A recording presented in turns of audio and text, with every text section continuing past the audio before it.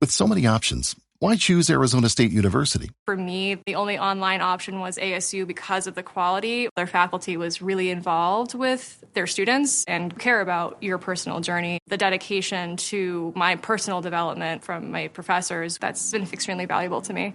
Earn your degree from the nation's most innovative university. Online. That's a degree better. Explore more than 300 undergraduate, graduate, and certificate programs at asuonline.asu.edu.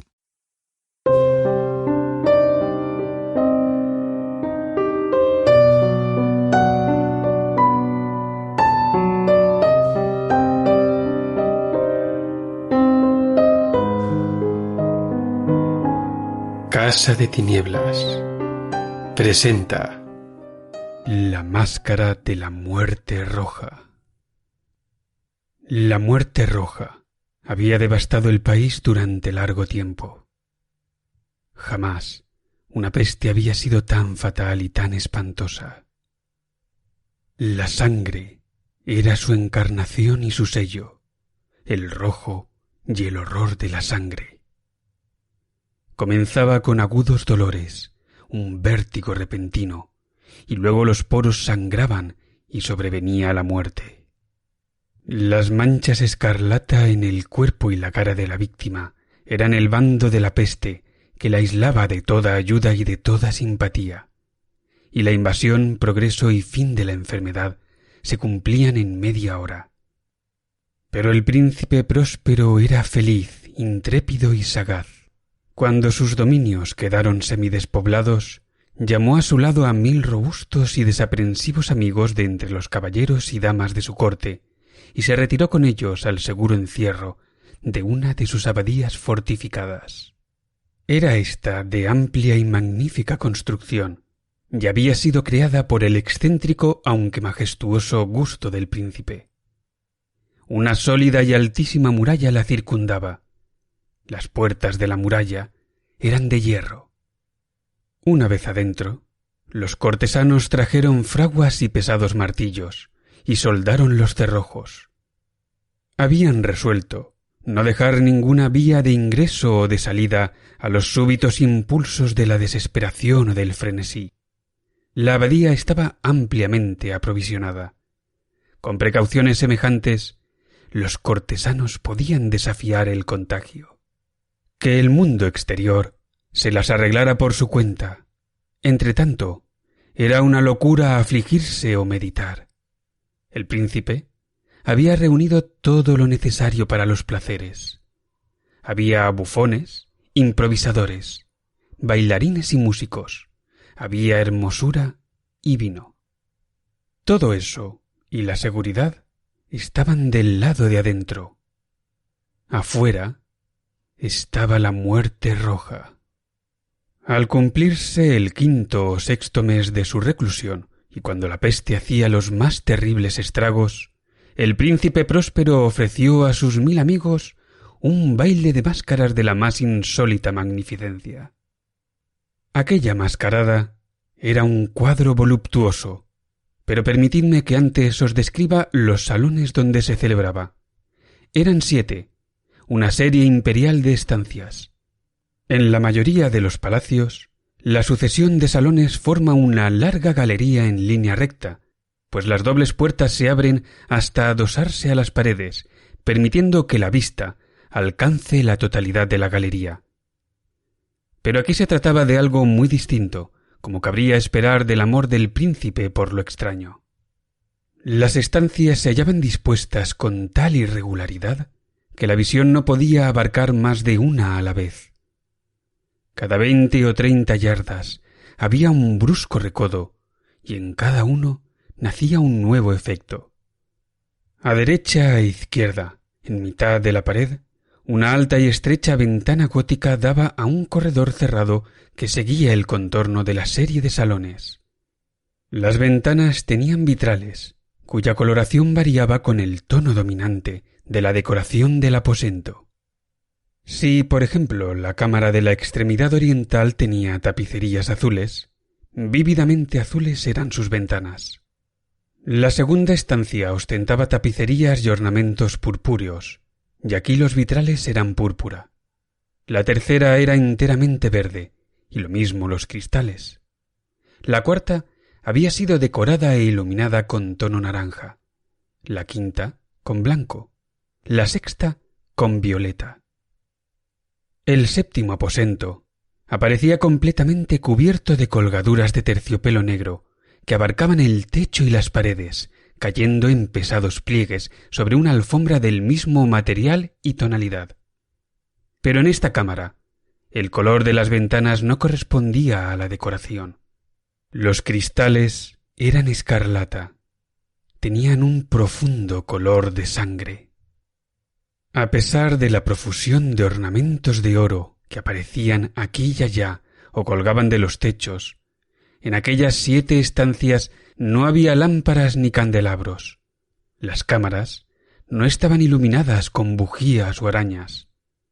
Pero en los corredores paralelos a la galería y opuestos a cada ventana se alzaban pesados trípodes que sostenían un ígneo brasero cuyos rayos proyectábanse a través de los cristales teñidos e iluminaban brillantemente cada estancia.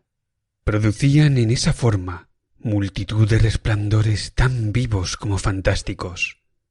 Pero en la cámara del poniente, la cámara negra, el fuego que a través de los cristales de color de sangre se derramaba sobre las sombrías colgaduras, producía un efecto terriblemente siniestro y daba una coloración tan extraña a los rostros de quienes penetraban en ella que pocos eran lo bastante audaces para poner allí los pies. En ese aposento, contra la pared del poniente, se apoyaba un gigantesco reloj de ébano. Su péndulo se balanceaba con un resonar sordo, pesado, monótono, y cuando el minutero había completado su circuito y la hora iba a sonar, de las entrañas de bronce del mecanismo nacía un tañido claro y resonante, lleno de música. Mas su tono y su énfasis eran tales que a cada hora los músicos de la orquesta se veían obligados a interrumpir momentáneamente su ejecución para escuchar el sonido, y las parejas danzantes cesaban por fuerza sus evoluciones. Durante un momento, en aquella alegre sociedad reinaba el desconcierto, y mientras aún resonaban los tañidos del reloj, era posible observar que los más atolondrados palidecían, y los de más edad y reflexión se pasaban la mano por la frente, como si se entregaran a una confusa meditación o a un ensueño. Pero apenas los ecos cesaban del todo, livianas risas nacían en la asamblea. Los músicos se miraban entre sí, como sonriendo de su insensata nerviosidad, mientras se prometían en voz baja que el siguiente tañido del reloj no provocaría en ellos una emoción semejante. Mas al cabo de 60 minutos, que abarcan 3600 segundos del tiempo que huye, el reloj daba otra vez la hora, y otra vez nacían el desconcierto, el temblor y la meditación. Pese a ello, la fiesta era alegre y magnífica. El príncipe tenía gustos singulares. Sus ojos se mostraban especialmente sensibles a los colores y sus efectos. Desdeñaba los caprichos de la mera moda. Sus planes eran audaces y ardientes. Sus concepciones brillaban con bárbaro esplendor. Algunos podrían haber creído que estaba loco. Sus cortesanos sentían que no era así. Era necesario oírlo, verlo y tocarlo para tener la seguridad de que no lo estaba. El príncipe se había ocupado personalmente de gran parte de la decoración de las 7 salas destinadas a la gran fiesta, y su gusto había guiado la elección de los disfraces. Grotescos eran estos, sin duda alguna. Reinaba en ellos el brillo, el esplendor, lo picante y lo fantasmagórico, mucho de eso que más tarde habría de encontrarse en Hernani. Veíanse figuras de arabesco, con siluetas y atuendos incongruentes. Veíanse fantasías delirantes, como las que aman los maníacos. Abundaba allí lo hermoso, lo extraño, lo licencioso, y no faltaba lo terrible y lo repelente. En verdad, en aquellas 7 cámaras se movía de un lado a otro una multitud de sueños, y aquellos sueños se contorsionaban en todas partes, cambiando de color al pasar por los aposentos y haciendo que la extraña música de la orquesta pareciera el eco de sus pasos. Mas otra vez tañe el reloj que alza en el aposento de terciopelo. Por un momento todo queda inmóvil, todo es silencio, salvo la voz del reloj. Los sueños están helados, rígidos en sus posturas, pero los ecos del tañido se pierden, apenas han durado un instante, y una risa ligera, a media sofocada, flota tras ellos en su fuga. Otra vez crece la música, viven los sueños, contorsionándose de aquí para allá con más alegría que nunca, coloreándose al pasar ante las ventanas, por las cuales irrumpen los rayos de los trípodes. Mas en la cámara que da al oeste, ninguna máscara se aventura, pues la noche avanza y una luz más roja se filtra por los cristales de color de sangre. Aterradora es la tiniebla de las colgaduras negras, y para aquel cuyo pie se pose en la sombría alfombra, brota del reloj de ébano un ahogado resonar mucho más solemne que los que alcanzan a oír las máscaras entregadas a la lejana alegría de las otras estancias. Congregábase densa multitud en estas últimas, donde afiebradamente latía el corazón de la vida. Continuaba la fiesta en su torbellino hasta el momento en que comenzaron a oírse los tañidos del reloj, anunciando la medianoche. Calló entonces la música, como ya he dicho, y las evoluciones de los que bailaban se interrumpieron, y como antes, se produjo en todo una cesación angustiosa.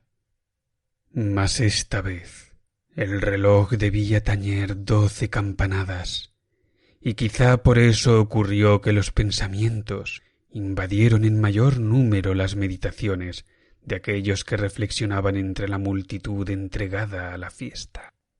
Y quizá también por eso ocurrió que, antes de que los últimos ecos del carrillón se hubieran hundido en el silencio, muchos de los concurrentes tuvieron tiempo para advertir la presencia de una figura enmascarada que hasta entonces no había llamado la atención de nadie. Y habiendo corrido en un susurro la noticia de aquella nueva presencia, alzóse al final un rumor que expresaba desaprobación, sorpresa y finalmente espanto, horror y repugnancia. En una asamblea de fantasmas como la que acabo de describir, es de imaginar que una aparición ordinaria no hubiera provocado semejante conmoción. El desenfreno de aquella mascarada no tenía límites, pero la figura en cuestión los traspasaba e iba incluso más allá de lo que el liberal criterio del príncipe toleraba. En el corazón de los más temerarios hay cuerdas que no pueden tocarse sin emoción. Aun el más relajado de los seres, para quien la vida y la muerte son igualmente un juego, sabe que hay cosas con las cuales no se puede jugar. Los concurrentes sentían en lo más hondo que el traje y la apariencia del desconocido no revelaban ni ingenio ni decoro. Su figura, alta y flaca, estaba envuelta de la cabeza a los pies en una mortaja. La máscara que ocultaba el rostro se parecía de tal manera al semblante de un cadáver ya rígido, que el escrutinio más detallado se habría visto en dificultades para descubrir el engaño. Cierto, aquella frenética concurrencia podía tolerar, si no aprobar semejante disfraz, pero el enmascarado se había atrevido a asumir las apariencias de la muerte roja. Su mortaja estaba salpicada de sangre, y su amplia frente, así como el rostro, aparecían manchados por el horror escarlata. Cuando los ojos del príncipe Próspero cayeron sobre la espectral imagen, que ahora, con un movimiento lento y solemne como para dar relieve a su papel, se paseaba entre los bailarines, convulsionóse en el primer momento con un estremecimiento de terror o de disgusto, pero al punto su frente enrojeció de rabia. —¿Quién se atreve? —preguntó con voz ronca a los cortesanos que lo rodeaban. —¿Quién se atreve a insultarnos con esta burla blasfemia? Apoderaos de él y desenmascaradlo, para que sepamos a quién vamos a ahorcar al alba en las almenas. Al pronunciar estas palabras, el príncipe Próspero se hallaba en el aposento del este, el aposento azul. Sus acentos resonaron alta y claramente en las 7 estancias, pues el príncipe era hombre osado y robusto, y la música acababa de cesar a una señal de su mano. Con un grupo de pálidos cortesanos a su lado, hallábase el príncipe en el aposento azul. Apenas hubo hablado, los presentes hicieron un movimiento en dirección al intruso, quien en ese instante se hallaba a su alcance y se acercaba al príncipe con paso sereno y deliberado. Mas la indecible aprensión que la insana apariencia del enmascarado había producido en los cortesanos impidió que nadie alzara la mano para detenerlo. Y así, sin impedimentos, pasó éste a una yarda del príncipe, y mientras la vasta concurrencia retrocedía en un solo impulso hasta pegarse a las paredes, siguió andando ininterrumpidamente, pero con el mismo solemne y mesurado paso que desde el principio lo había distinguido. Y de la cámara azul pasó a la púrpura, de la púrpura a la verde, de la verde a la anaranjada, desde ésta a la blanca, y de allí a la violeta, antes de que nadie se hubiera decidido a detenerlo. Mas entonces el príncipe Próspero, enloquecido por la rabia y la vergüenza de su momentánea cobardía, se lanzó a la carrera a través de los 6 aposentos, sin que nadie lo siguiera por el mortal terror que a todos paralizaba. Puñal en mano, acercóse impetuosamente hasta llegar a 3 o 4 pasos de la figura, que seguía alejándose, cuando ésta, al alcanzar el extremo del aposento de terciopelo, se volvió de golpe y enfrentó a su perseguidor. Oyóse un agudo grito, mientras el puñal caía resplandeciente sobre la negra alfombra y el príncipe Próspero se desplomaba muerto.